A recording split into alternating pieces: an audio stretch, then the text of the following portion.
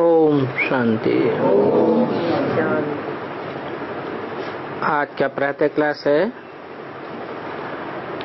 11 जुलाई 1964।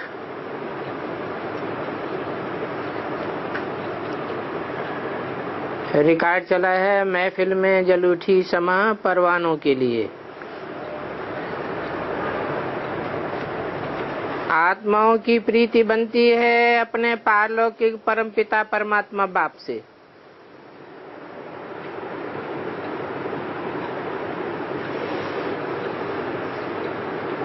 तो आत्माओं की बात हुई। और देह अभिमानियों की प्रीति किससे बनती है?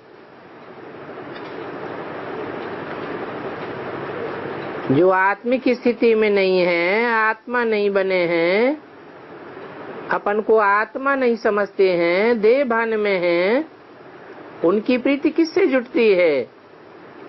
देहधारियों से। अपन तो जानते हैं कि हम आत्मा हैं और बाबा हम आत्माओं को यहाँ से ले जावेंगे। कहाँ ले जावेंगे? अपने धाम ले जावेंगे। किसी की आत्मा शरीर छोड़ जाने लगती है तो कितनी मेहनत करते हैं। जैसे सत्यवान सावित्री की कहानी है। उनको आत्मा को पिछाड़ी में लटक पड़ी कि फिर शरीर में आ जाए, परंतु उन सत्यवान सावित्री में तो ज्ञान था ही नहीं।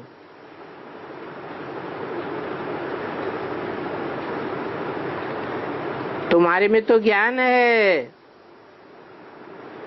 हम हर एक की प्रीति बनी है परमपिता परमात्मा से। ये प्रीति हमारी क्यों बनी है? ये प्रीति बनी है इस दुनिया से मर जाने के लिए। कैसे मर जाने के लिए? अपने देह अभिमान से मर जाने के लिए। तो ये प्रीति तो बहुत अच्छी है। इस प्रीति के लिए आत्मा ने आधा कल्प भक्ति मार्ग में ठोकरें खाई हैं। ठोकरें खाई हैं कि अपने शांति धाम सुख धाम में जावें। और है भी बरोबर। बाप भी कहते हैं अशरीरी बनो, अर्थात शरीर से मर जाओ। देह से, देह के संबंधों से, देह के पदार्थों से अपने ममत्व को मिटाए दो। आत्मा शरीर से अलग हो जाती है तो उनको मर जाना कहा जाता है। तो बाप समझाते हैं इस दुनिया अथवा इस बंधन से तुम मर जाओ, अर्थात मेरे बन जाओ।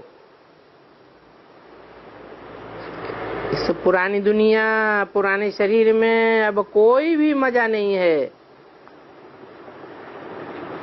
ये तो बहुत छी वैश्यालय है, रौरव नरक है। तुम बच्चों को कहते हैं अब मेरे बन जाओ।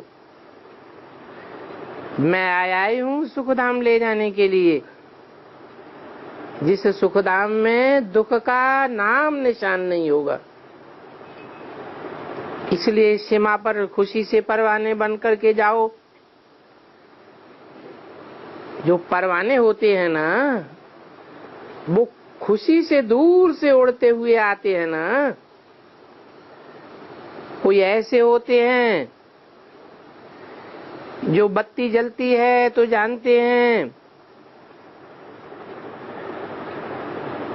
कि अब हमने जन्म लिया।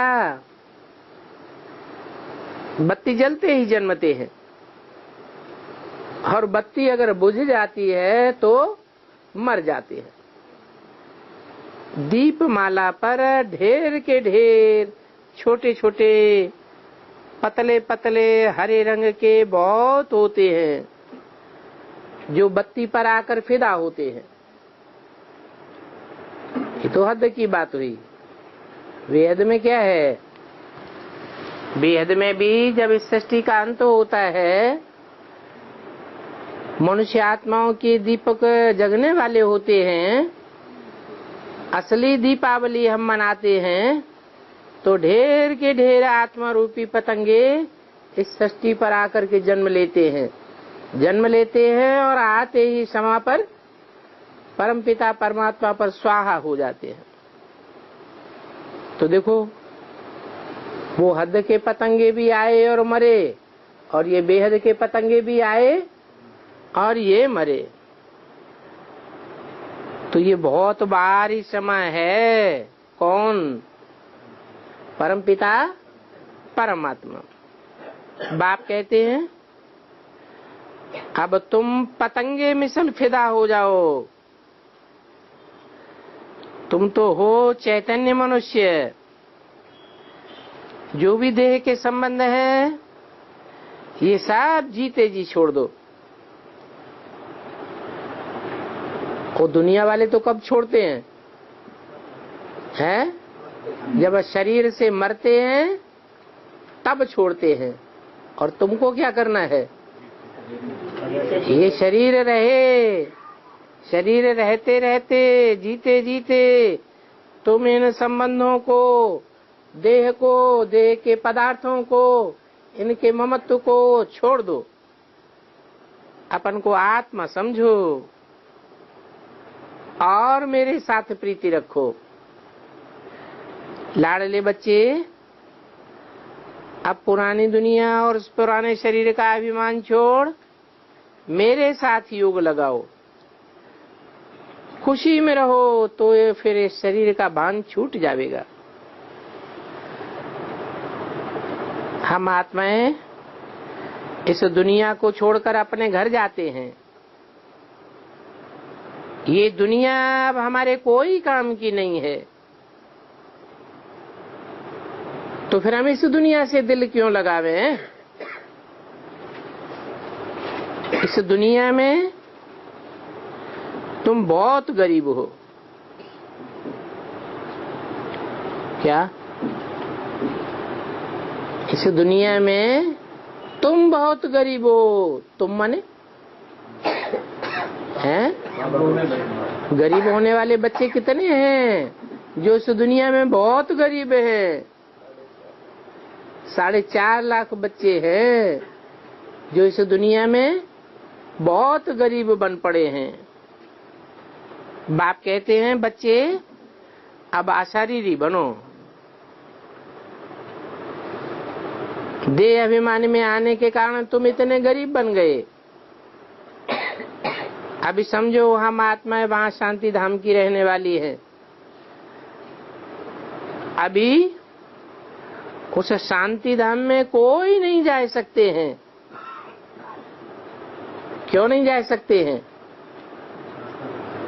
क्योंकि सब अपवित्र हैं। जब तक पवित्र न बने तब तक शांति धाम कोई वापस जा ही नहीं सकते। वो पवित्र धाम है, पावन धाम है। इस समय सभी के पर टूटे हुए हैं। कौन से पर? ज्ञान योग के पंख सभी के टूटे हुए हैं।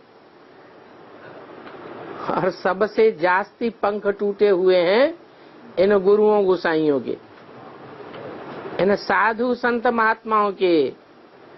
वो अपन को ही भगवान मान बैठे हैं।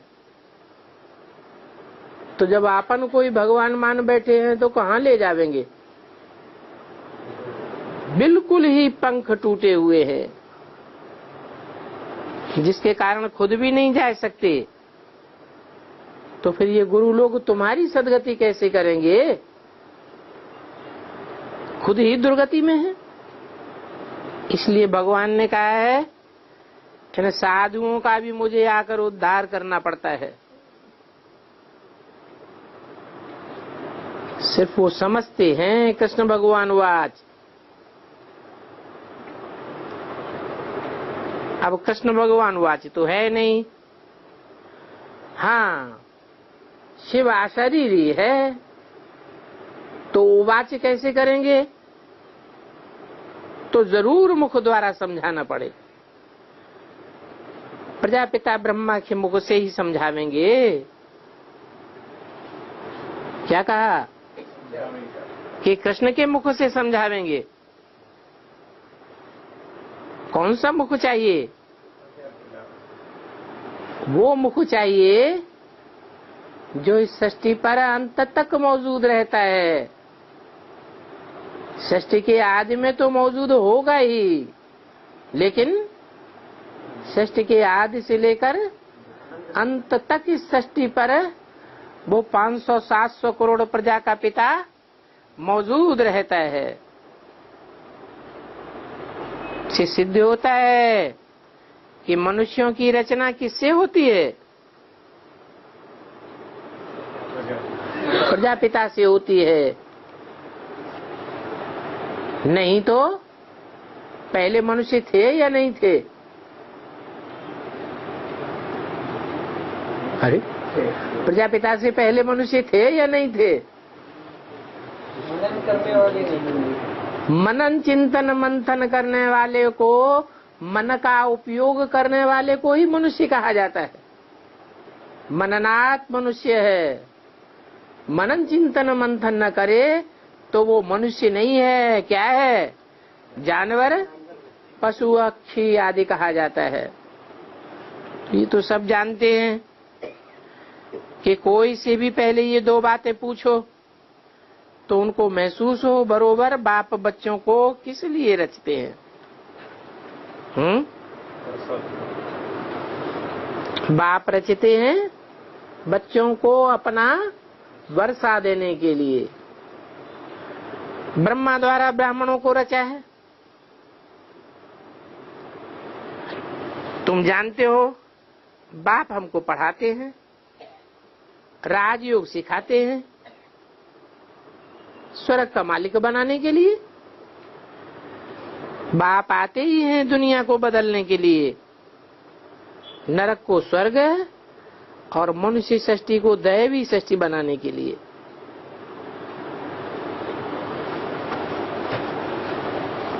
तो वो ही सुख देने के लिए आवेंगे ना।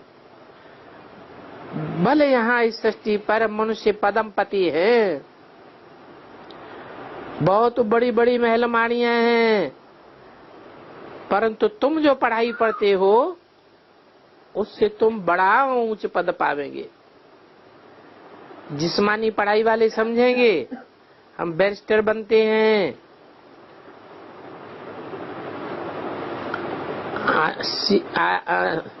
IAS बनते हैं। तुम्हारी बुद्धि में तो है हमको शिव बाबा पढ़ाते हैं विश्व का मालिक बनाने के लिए। कितना ऊंचे ऊंचे पद है।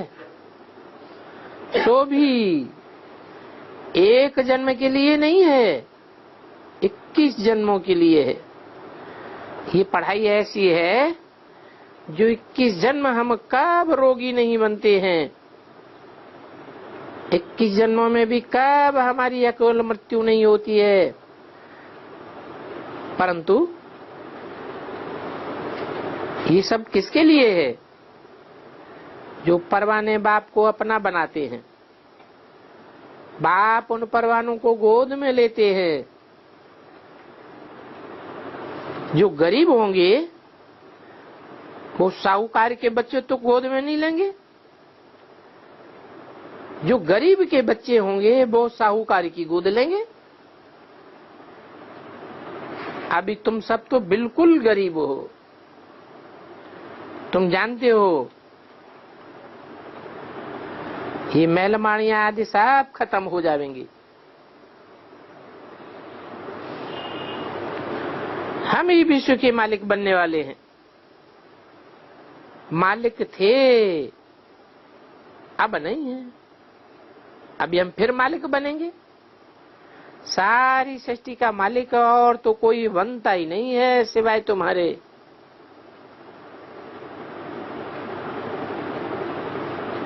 बहुत आए जिन्होंने कितनी मेहनत की कि हम सारे विश्व के ऊपर कंट्रोल करें। हिटलर, नेपोलियन, मुसोलिनी, परंतु कोई भी सारे विश्व के ऊपर कंट्रोल नहीं कर सके। ऐसे भी नहीं कि राजा की बड़ी आयु होगी और प्रजा की कम आयु होगी, नहीं, यथा राजा तथा प्रजा। राजाओं की वही एवरेज आयु और प्रजा की भी वही एवरेज आयु। 11/7/64 की वाणी का दूसरा पेज। यथा राजा रानी, यहाँ तो प्रिंस भी छोटी आयु में मर पड़ते हैं, राजा ही भी नहीं मिलती, पहले ही मर पड़ते हैं। बहुत ऐसे भी होते हैं जो जन्मते ही मर पड़ते हैं। राजा ही जैसे कि जन्म लेते तक मिली या न मिली। अभी तुम बच्चे जानते हो, हम यहाँ बैठे हैं बेहद बाप के आगे, आत्मा शरीर धारण कर पार्ट बजाती रहती है। अभी जानते हैं हमारी आत्मा का बाप आया हुआ है, पुराने बंधन से छुड़ाए नए संबंध में जुटाने के लिए। बरोबर तुम सूक्ष्म वतन वैकुंठ वतन में जाते हो, वहां मिलते जुलते हो, तुम्हारा कनेक्शन हो गया बेहद का। ये कैसा अच्छा कनेक्शन है। तुम अपने ससुर घर जा सकते हो। मीरा का भी कनेक्शन ससुर घर से था, चाहती थी ससुर घर में जाऊं। अब ये तो जानते हो ये तो ससुर घर नहीं है, यहाँ तो तुम बिल्कुल गरीब हो। ये किसका घर है? हैं? ये ससुर घर नहीं है तो किसका घर है? हैं? किसका? ये ससुर घर नहीं है तो ससुर घर कौन सा होगा? अरे विष्णु का घर होगा ससुर घर, और ये है ब्रह्मा का घर, दुखधाम है। ब्रह्मा की मृत्यु कहाँ होती है? दुखधाम में मृत्यु होती है। तो तुम भी दुखधाम में हो, बिल्कुल गरीब हो, तुम्हारे पास कुछ भी नहीं है। अभी इस भारत में क्या रखा है? बल गाते हैं भारत हमारा बहुत ऊंचा देश है। हाँ, था तो जरूर, अभी नहीं है। गाते हैं भारत हमारा सबसे ऊंचा देश, सोने का हिंदुस्तान था, अब नहीं है। जब था उसकी महिमा करते हैं। अभी तो देखो सोने की क्या हालत हो गई है। जेवर आदि सब ले लेते हैं, बेचारे छिपा कर रखते हैं। कहाँ इस सोने को डालूं, कहीं कोई लूट कर न ले जाए। गवर्नमेंट भी लुटेरी, परंतु ये तो है ही डाकुओं का राज्य। राज्य किसका है? हाँ, राज्य करने वाले कौन है? राज्य करने वाले यहाँ डकैत हैं। वहां तो बेशुमार सोना होगा। निशानियां भी लगी हुई हैं, सोमनाथ के मंदिर में निशानियां हैं। मणिया आदि मुसलमानों ने जाकर के कब्रों में लगाई दी, जो अंग्रेज लोग ले गए। अभी निशानियां लगी पड़ी हैं। तो भारत इतना साहूकार था, अभी देखो भारत का क्या हाल हो गया। अभी तुम बच्चे जानते हो, हम बाप के बने हैं स्वर्ग का मालिक बनने के लिए। बाबा आया हुआ है, आगे भी आया था। शिवरात्रि भी कहते हैं, इस बात की यादगार है? बाबा के आने की यादगार है। तो कब आया? कहते हैं शिवरात्रि को आया। शिवरात्रि कहते हैं या महाशिवरात्रि कहते हैं? महाशिवरात्रि कहते हैं। इसका अर्थ क्या हुआ कि जब सारे संसार में बड़े से बड़ी अज्ञान की रात्रि हो जाती है, तब शिव बाबा आते हैं। दुनिया के लोग तो अज्ञान में होते ही हैं, ब्राह्मणों की दुनिया के लोग भी अज्ञान में आ जाते हैं। ब्राह्मणों की दुनिया में भी जिन्हें एडवांस कहा जाता है, एडवांस ब्राह्मण, वो भी अज्ञान के अंधेरे में आ जाते हैं। ऐसी महान शिवरात्रि में आता हूँ। अब रात्रि कृष्ण की भी कहते हैं और शिव की भी रात्रि मनाते हैं। कृष्ण का जन्म कै बजे मनाते हैं? रात्रि को 12 बजे मनाते हैं। शिव की भी रात्रि कहते हैं। तो फिर फर्क क्या हुआ? जरा सा फर्क है। इन बातों को तुम बच्चे अभी जानते हो। क्या फर्क है? जरा सा माने कितना फर्क है? हैं? 1 सेकंड का फर्क समझो। कृष्ण का जन्म पहले होगा या बाप का जन्म पहले? बाप का जन्म पहले। कृष्ण दिन में जन्म ले अथवा रात में ले, इन बातों में रखा ही क्या है? उस दिन और उस रात की तो बात है ही नहीं। रात्रि कृष्ण की मनाना वास्तव में रंग है। क्यों? कृष्ण अज्ञान की रात्रि में होता है तब प्रत्यक्षता रूपी जन्म लेता है कि ज्ञान में आ जाता है तब प्रत्यक्षता रूपी जन्म लेता है? कृष्ण अर्थात दादा लेखराज ब्रह्मा की सोल। ब्रह्मा की सोल अभी अज्ञान रात में है या ज्ञान की रोशनी में है? अज्ञान की रात में है। बड़े से बड़ा अज्ञान भरा पड़ा है गीता का भगवान कृष्ण। परंतु ऐसे तो है नहीं कि बच्चा बुद्धि गीता का भगवान हो सके। तो देखो,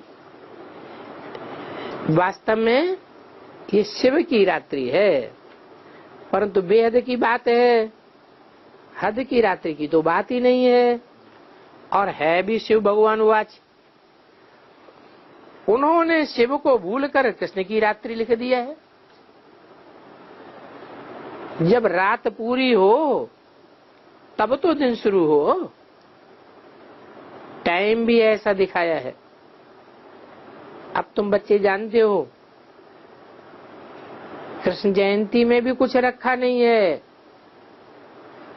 बड़े से बड़ी हीरे तुल्य जयंती किसकी है? एक शिव बाबा की है हीरे तुल्य जयंती। कहेंगे कि जयंती है तो शिव की है, बाकी तो सब की कौड़ी तुल्य जयंती है। बेद की रात पूरी हो फिर दिन शुरू होता है। बाप आते ही हैं बेद का दिन बनाने। ब्रह्मा का दिन, ब्रह्मा की रात। अब ये ब्रह्मा कहां से आया है? कहां से आया है? ये ब्रह्मा कहां से आया? गर्भ से तो नहीं निकला। गर्भ से तो जन्म नहीं हुआ। इस ब्रह्मा का माँ बाप कौन है? हैं? कौन है?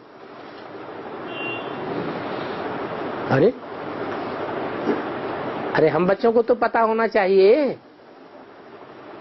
इस ब्रह्मा जिसके नाम से ब्रह्मा कुमारी ईश्वरीय विश्वविद्यालय देश देश में, शहर शहर में, देश देशांतर में खुले हुए हैं, ये ब्रह्मा का बाप कौन है?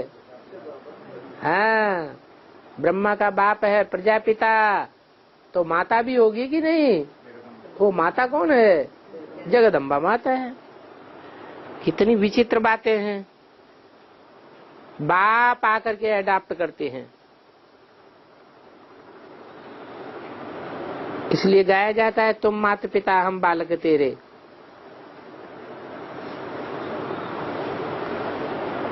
हम सब आत्माएं आपके बच्चे हैं। आत्मा ही पढ़ती है, इन आर्गन से सुनती है। बच्चों को ये यादगिरी भूल जाती है, देह अभिमानी में आ जाते हैं।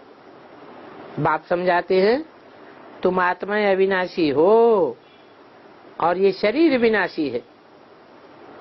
बताओ 84 जन्मों का पार्ट आत्मा में नुदा हुआ है या शरीर में नुदा हुआ है? शरीर रिकॉर्ड है या आत्मा रिकॉर्ड है? आत्मा चैतन्य रिकॉर्ड है जिसमें 84 जन्मों का पार्ट नुदा हुआ है। तो बताओ कि पुनर्जन्म कौन लेते हैं? जरूर कहेंगे आत्मा दूसरा शरीर लेती है पार्ट बजाने के लिए। आत्मा जानती है हमने 84 जन्म लिए, बाप ने समझाया है मुझे याद करो, ये तुम्हारा अंतिम जन्म हीरे जैसा जन्म है। जो बाप के बनते हैं उनका हीरे जैसा जन्म होता है। क्या कहा? जन्म कब होता है? ज्ञान लेने मात्र से नहीं बाप के बनते हैं। साप्ताहिक कोर्स ले लिया, भट्टी भी कर ली, नहीं। कब बनते हैं बाप के? हैं? हीरे जैसा तब बनते हैं जब बाप के बनते हैं। बाबा मैं आपका बच्चा हूँ, इस सृष्टि में अब मेरा बाप माई बाप आप ही हो। तुम्हारी आत्मा शरीर साथ परमपिता परमात्मा की बनी है। अब आत्मा हीरे जैसा बनती है। कैसे बनती है हीरे जैसा? है शरीर के साथ हीरे जैसा बनती है या बिना शरीर के हीरे जैसा बनती है? शरीर के साथ तुम पुरुषार्थ करते हो। बाप के बनते हो तो सिर्फ आत्मा बाप की बनती है या शरीर भी बाप का बन जाता है? तन मन धन सब तेरा। अब आत्मा हीरे जैसी बनती है अर्थात प्योर सोना बनती है 24 कैरेट। अभी कोई कैरेट नहीं रहा है। सोना चमकता होता है ना, मुलम्मा बनाए देते हैं तो कोई उसमें कैरेट नहीं रहता। अभी तुम बच्चों को सन्मुख बैठ सुनने से बौद्ध वन की भाषणा आती है। यहाँ ही मुरली बजती है। कहाँ? मधुबन में है? मधुबन में ही मुरली बजती है। क्यों माउंट आबू में नहीं बजती है? पहले बजती थी। है मुरली बजती थी तो अर्थ समझते थे? फिर है समझते तो नहीं थे। यहाँ ही मुरली बजती है, इसका मतलब क्या हुआ?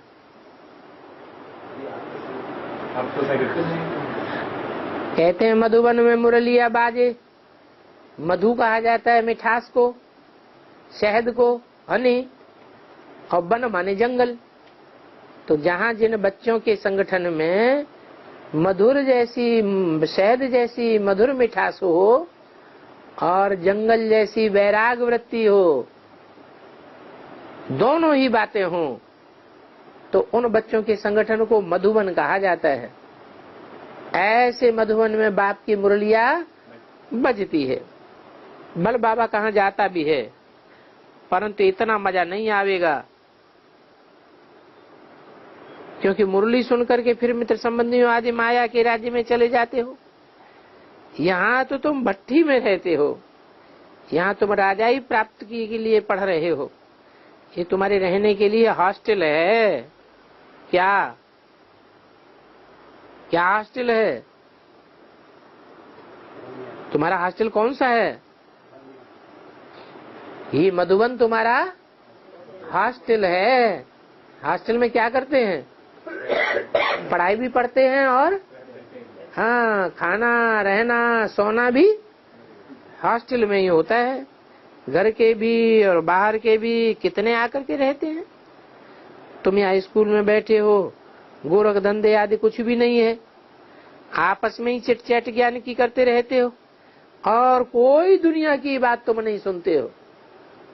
है यहाँ दुनियावी कोई बातें सुनने को मिलती हैं? नहीं। एक दो को यही ज्ञान की पॉइंट सुनाओ, रिपीट कराओ, पॉइंट से याद करनी है और दूसरों को करानी है। यहाँ तुम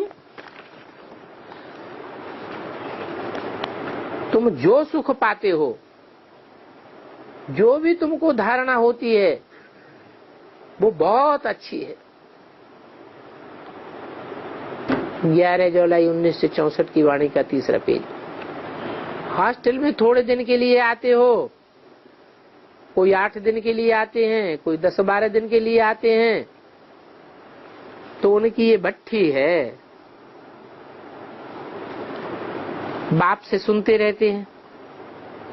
दिल में ये निश्चय हो जाए हम माता पिता के साथ घर में बैठे हैं, क्योंकि तुमको यहाँ नशा बहुत अच्छा चढ़ता है, साथ बैठते हैं ना। बुद्धि समझती है हम घर में बैठे हैं, मम्मा बाबा और बच्चे घर में बैठे हैं, तो ये ईश्वरीय घर है।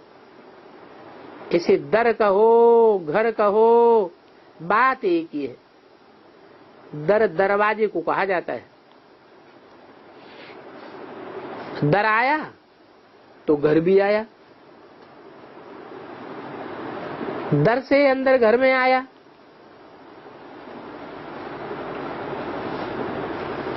तो यहाँ ये ईश्वरीय घर है। पहले घर में जाते हो कि दरवाजे में जाते हो?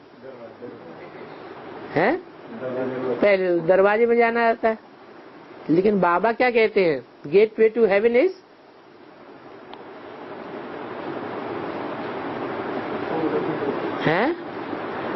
Gate way to heaven is Mahabharat. ये महाभारत युद्ध स्वर्ग के गेट अर्थात दरवाजा खोलेगा।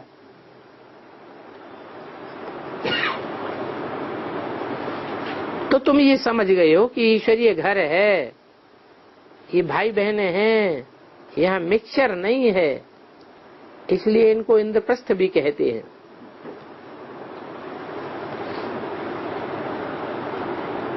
किस लिए कहते हैं इंद्रप्रस्थ?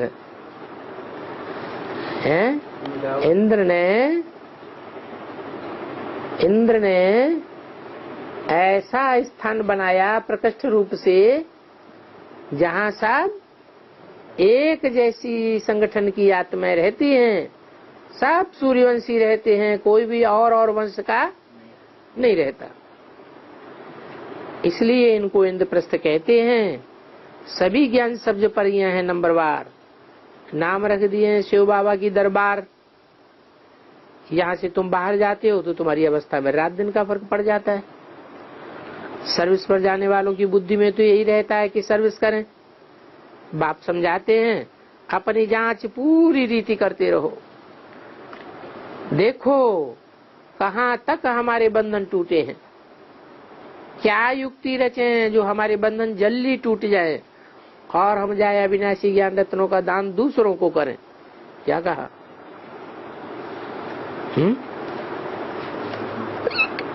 किस प्रयास में लगे रहना चाहिए? हैं? दुनियावी बंधन टूट जाएं। अगर दुनियावी बंधन टूट जाएंगे तो क्या होगा? तो हम कौन से धंधे में लग जाएंगे? अविनाशी ज्ञान धंधों के दान में लग जाएंगे। तो किस युक्ति से अपन को इस जेल से छुड़ावें? फिर बाबा कहाँ भी सर्विस पर भेजे, यहाँ जाकर के समझाओ। बाबा कहेंगे ये सर्विस करो, और कृपा करके दिल अंदर एक बात पक्की रखो, क्या? कि हम सब पर रहम करेंगे। कौन सा रहम? सबको समझावेंगे। समझाने की बात में हमारा कोई दोस्त और कोई दुश्मन नहीं है, सबको समझावे। पतित पावन परम पिता परमात्मा शिव से तुम्हारा क्या संबंध है, ये बात सभी को बताना है। पतित पावन कहने से परमात्मा की तरफ ही बुद्धि जाती। बाबा रोज कहते रहते हैं छोटा बोर्ड बनाए उस पर ये लिख दो, परंतु किसी की बुद्धि में बैठता नहीं है, युक्ति रचते ही नहीं है। बाबा ने बहुत अच्छा समझाया था, एक भी बनाकर नहीं आया। लिखत बहुत अच्छी है, बहुत फर्स्ट क्लास छपवाना है, परंतु कोई संबंध ना होता है। बाप का पक्का संबंध जुड़े तो प्रबंध भी करें। कोई ऐसा नहीं है जो अटेंशन दे और झट बनावे, है बहुत सहज।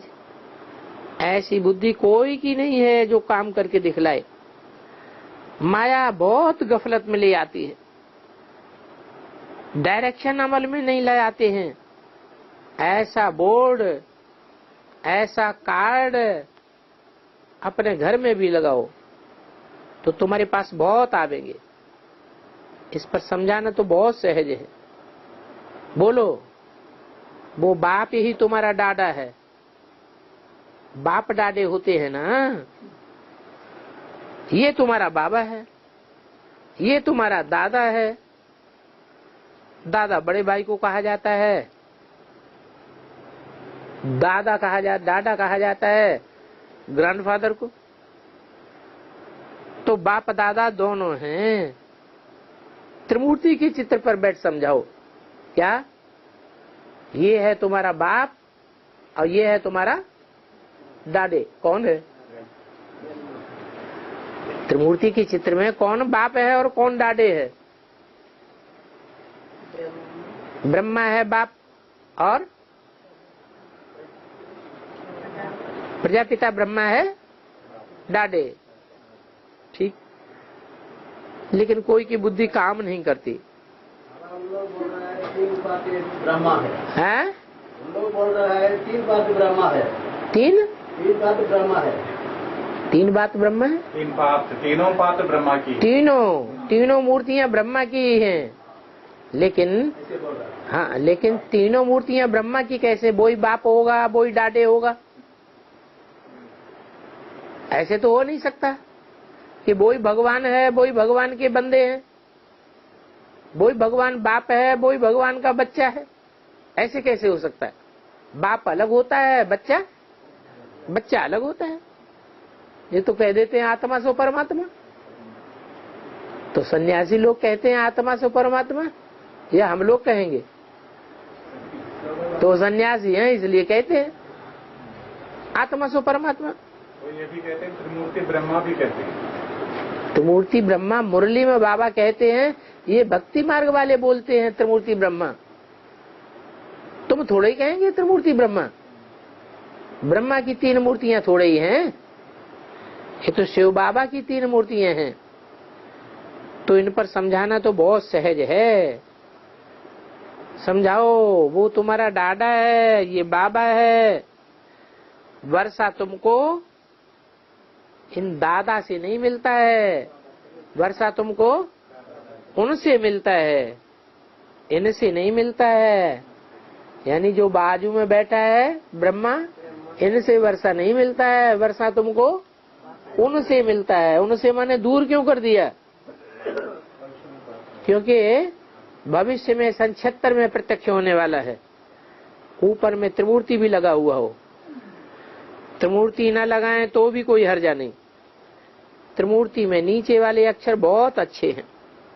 पतित पावन परमपिता परमात्मा शिव से तुम्हारा क्या संबंध है? प्रजापिता ब्रह्मा से तुम्हारा क्या संबंध है?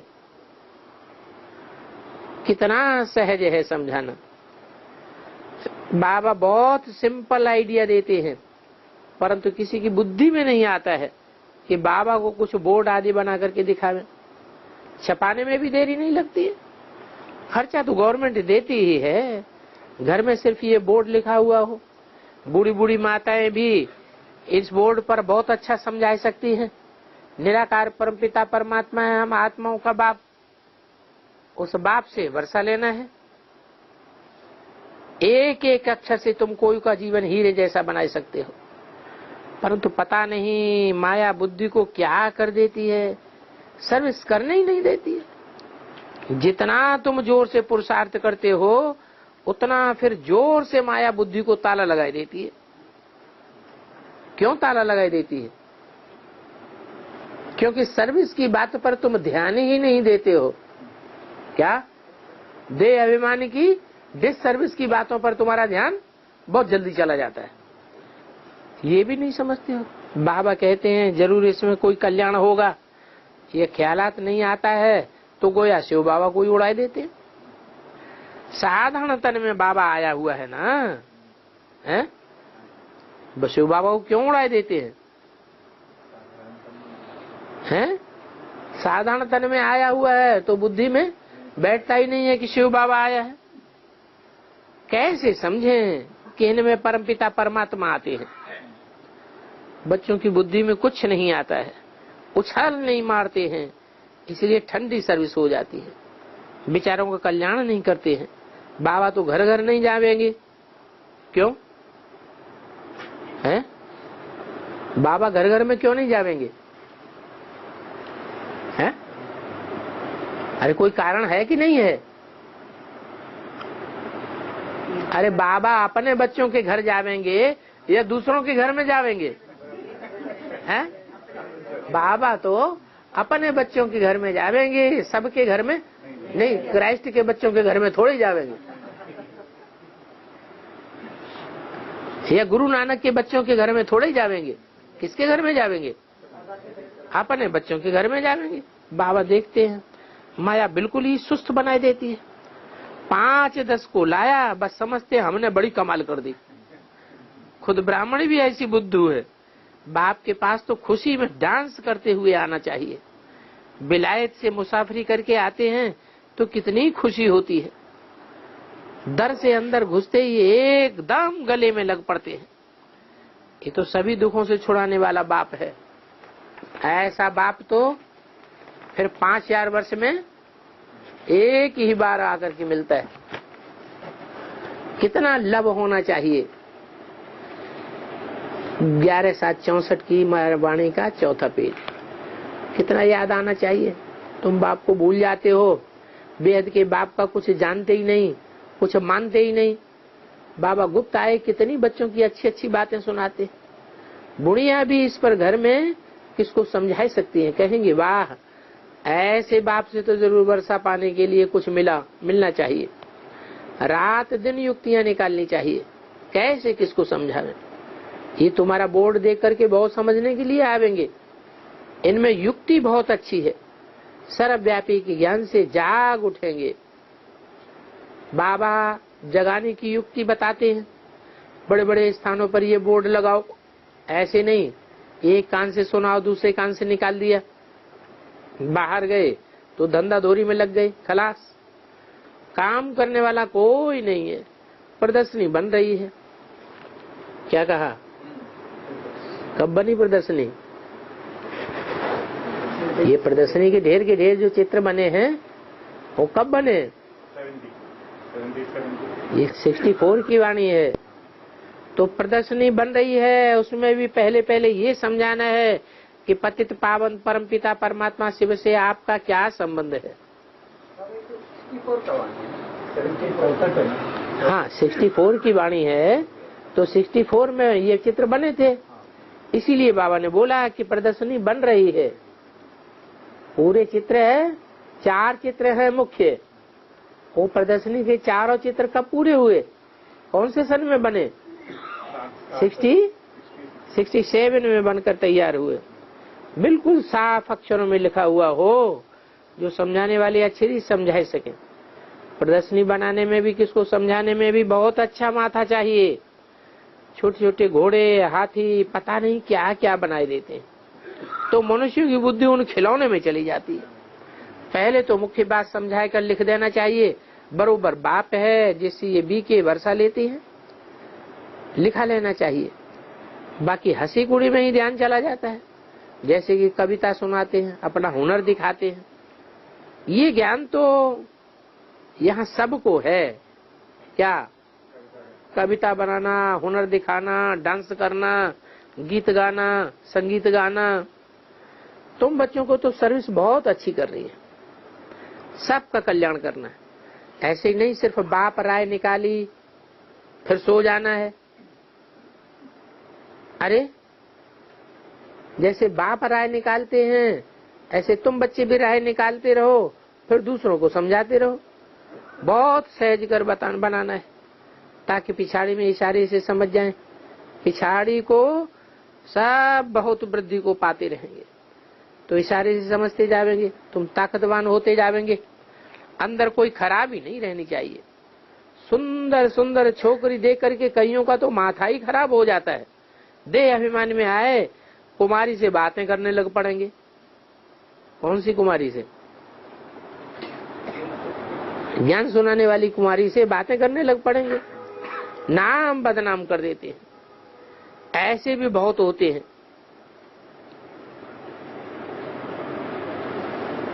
इस ब्राह्मणों की दुनिया में भागे और निभागे दोनों ही होते हैं। जो सौभागे होते हैं वो बाप की नॉलेज को धारण करेंगे। वो कौन हुए? जो यहाँ आते किस लिए हैं? सौभाग्यशाली बनने के लिए तो बाप की नॉलेज धारण करते हैं, और जो निभागे कहेंगे हम तो शादी करेंगे। ज्ञान की बातें उन्हें जैसे अच्छी लगती नहीं। बाबा समझाते हैं तूफान बहुत आवेंगे, कर्मेंद्रियों से कुछ नहीं करना है, नहीं तो पद भ्रष्ट हो पड़ेगा। नाम बदनाम कर देते हैं, दिल खाती भी रहती है। शिव बाबा तो सब जानते हैं हम क्या क्या करता हूँ। विकर्म करेंगे तो शिव बाबा अच्छी तरह खाल उतारेंगे। छिपाते तो बहुत है ना। कभी बुरा काम होता है तो तुरंत लिख करके भेजना चाहिए, नहीं तो उस काम में वृद्धि होती जाएगी। श्रीमत पर चलना है, नहीं तो अपना पद भ्रष्ट कर देंगे।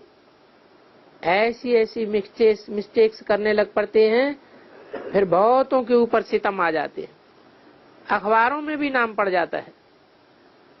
ऐसा क्यों लिखना चाहिए? अंदर आने की मना है, हैं? कोई बाहर बोर्ड टांग देते हैं, क्या अंदर आने की मना है? अरे तुमको लिखना है भाई बहनों, आकर के समझो। तो दरवाजा सदैव खुला हुआ होना चाहिए ना। बाप समझाते हैं खबरदार रहो। शिव बाबा तो हाजरा हुजूर है ना, जो तुम्हारे विकर्म को जानते हैं। बाप से तो पूरा वर्षा लेना चाहिए, एक एक मुरली 10 बार पढ़नी चाहिए। एक बार पढ़ने में कितना टाइम लगता है? हैं? 1 घंटा। चलो 2 घंटा कोई को लग जाता हो, लैंग्वेज नहीं जानते होंगे तो पूरी मुरली 10 बार पढ़ने में कितना घंटा लगेगा? सारा दिन यही करते रहे क्या? 10 बार पढ़नी चाहिए। कई बच्चे तो मुरली पढ़ते ही नहीं हैं, तो औरों को क्या समझावेंगे? माया सौभाग्य के बदली दुर्भाग्यशाली बनाई देती है। बाबा समझाते हैं बच्चे जल्दी करो, टाइम थोड़ा है। बाप को और षष्ठी चक्र को अच्छी रीति याद करना चाहिए। बाप और वर्षा याद रहे तो तुम्हारा चेहरा खिल जाएगा। अच्छा, मीठी मीठी सीताएं जो रावण के बंधन में छूट राम के संबंध में जाती हैं, ऐसे मीठे मीठे पुरुषार्थी बच्चों को माता पिता का याद प्यार गुड मॉर्निंग।